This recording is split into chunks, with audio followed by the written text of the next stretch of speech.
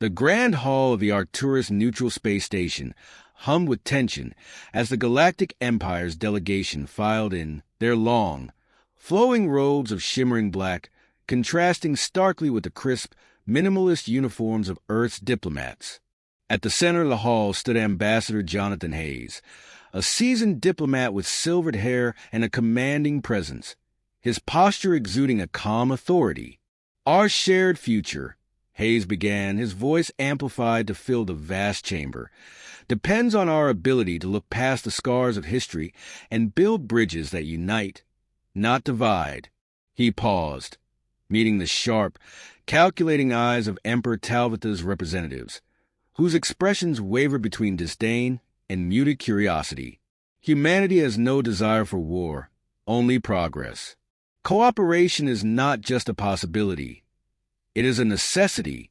Behind him, Earth's delegation exchanged uneasy glances. The Empire's representatives sat rigid, their unspoken disapproval palpable. Whispers rippled through the crowd of onlookers, many of whom doubted that the ambitious young species of Earth would ever earn the Empire's respect. Hayes pressed on, his words laden with the hope and determination of a race that had climbed from planetary infancy to interstellar influence in less than a century. But beneath the surface, the room seethed with unspoken animosity, the fragility of peace hanging by a thread. As the ceremony transitioned into negotiations, Hayes approached the Empire's lead envoy, Chancellor Vale, a tall, gaunt figure whose every word dripped with thinly veiled contempt. "Your kind has risen too quickly," Vale sneered, his tone dripping with condescension. "Ambition unchecked is a threat to stability." Hayes met his gaze evenly. "Ambition without cooperation leads to ruin, Chancellor. Surely the Empire knows that better than most." Before Vale could reply, the station's lights flickered, a minor glitch that went unnoticed by most. Then came the faint hum of an energy field activating, a sound that sent a chill down Hayes' spine. Without warning, a shadowy figure stepped forward from the Empire's ranks. Clad in the sleek black armor of the Imperial elite, the assassin moved with inhuman precision, drawing a plasma blade in a single fluid motion. "Long live the Empire," the operative hissed before plunging the blade into Hayes' chest. Time seemed to freeze. The ambassador staggered backward, his hand clutching at the smoldering wound as his blood sizzled against the energy blade. Gasps and screams erupted around the chamber as Earth's delegation scrambled for cover. Security forces clashed violently with the assassin, who fought with ruthless efficiency before finally being subdued. Hayes collapsed, his lifeless body crumpling to the polished floor, the light in his eyes extinguished. The neutral ground of the station dissolved into chaos, with Empire representatives retreating under heavy guard. Earth's delegation, shielded by the station's loyal security forces, barely escaped the scene alive. Within hours, news of the assassination rippled across the galaxy. The Galactic Empire issued a cold statement, labeling Hayes a destabilizing influence and framing his death as a necessary act to preserve peace. Earth's people, however, saw it for what it was, a declaration of war. The somber chamber of the United Earth Council buzzed with an undercurrent of rage and grief as leaders from every nation convened. A holographic projection of Hayes' assassination played on a loop, each replay a fresh wound to their collective pride. Admiral Sarah Kane, a stoic and battle-hardened strategist, stood at the forefront, her jaw clenched as she addressed the council. "The Galactic Empire has shown us their true nature," Kane declared, her voice cutting through the noise. "This wasn't an act of desperation. It was a message. They see us as a threat to their dominance, and their right to." President Elena Garov, a measured yet fierce leader, raised her hand to silence the room. "The question before us is not whether we are angry, but how we respond. Retaliation could plunge us into a war we're unprepared for. Yet inaction would signal weakness." Debate erupted. Some delegates advocated for restraint, warning against provoking a power as vast as the Galactic Empire. Others demanded retribution, their voices fueled by the collective grief of Earth's citizens. The arguments were impassioned, but the room united in the knowledge that this was a pivotal moment in humanity's history. The decision was made. In a near-unanimous vote, the Council declared full-scale war on the Galactic Empire, marking the first time in Earth's history that its fragmented nations stood united under a single banner. Humanity's resolve crystallized into a singular purpose: survival. As the Council adjourned, Kane lingered, her mind already racing through strategies and mobilization plans. Outside, protests and rallies erupted in the streets of Earth's megacities, citizens demanding justice for their fallen ambassador. Across the stars, humanity's fleets prepared for the fight of their lives, their banners emblazoned with a single message: we will not kneel. And so, the galaxy stood on the brink of war, with humanity poised to show its strength against an empire that had ruled uncontested for millennia. The first shot had been fired, and there would be no turning back. The declaration of war ignited a frenzy of activity across Earth and its colonies. Factories once dedicated to commercial production shifted gears overnight, churning out warships, weapons, and armor.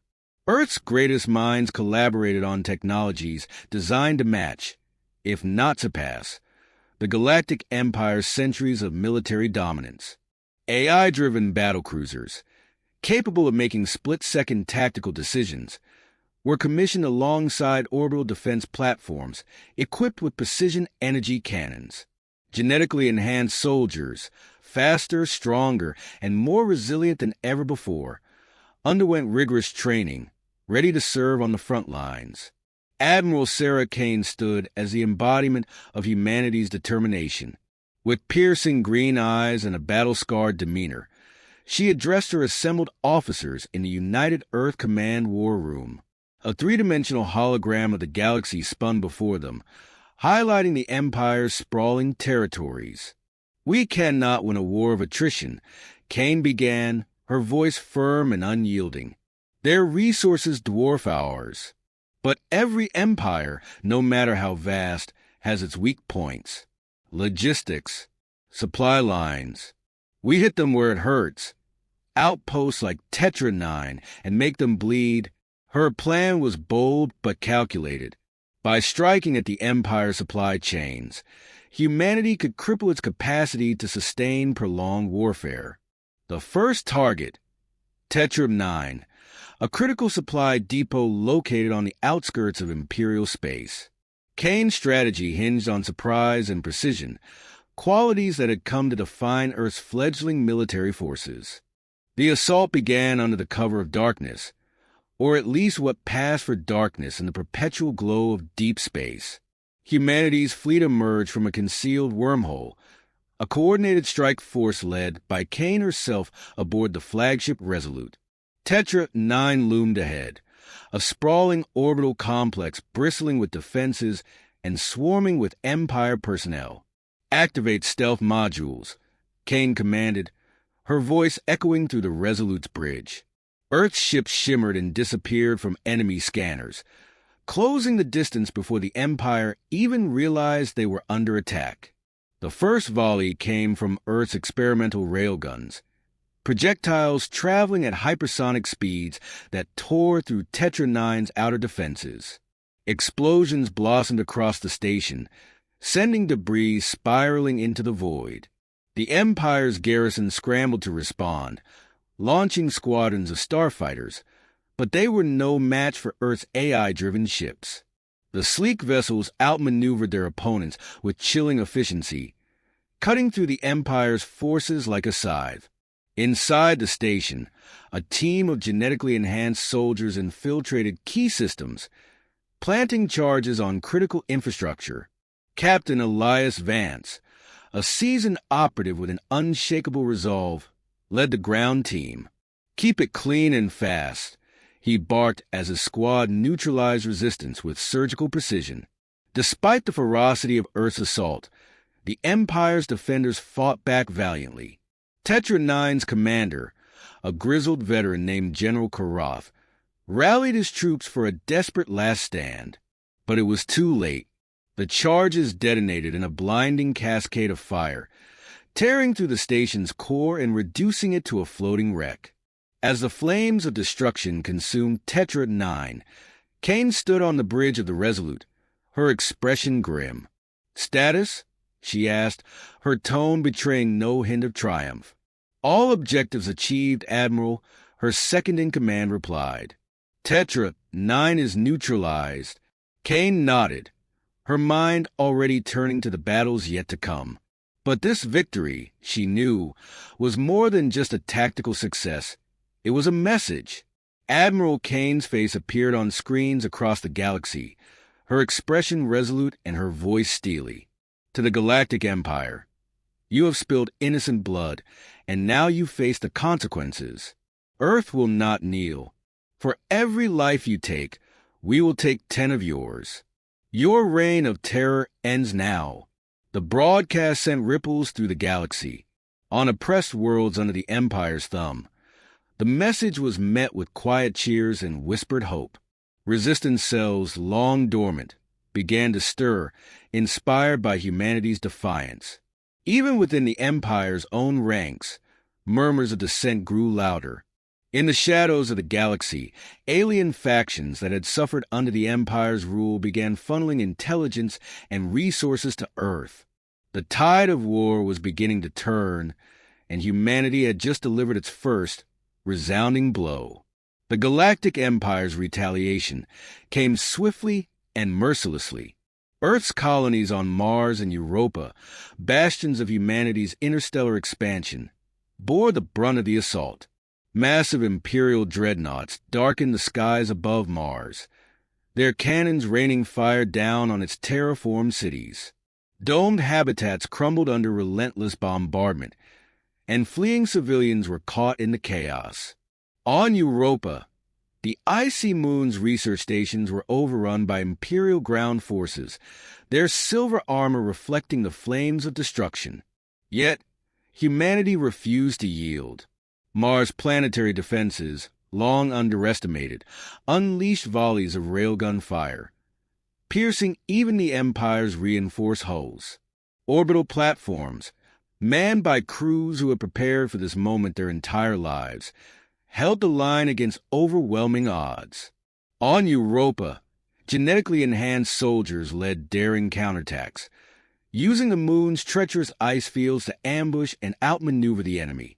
Admiral Sarah Kane coordinated Earth's forces from a command center deep within the asteroid belt, her calm voice steadying her officers amidst the chaos.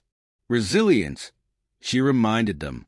"Every moment we hold, we prove they cannot break us." Meanwhile, Captain Elias Vance assembled a team for a covert mission that could shift the tide of the war. Their objective: infiltrate the Empire's capital on Corvin Prime and uncover critical intelligence. As Earth's forces fought tooth and nail for survival, Vance's team disappeared into the void, heading toward the heart of enemy territory.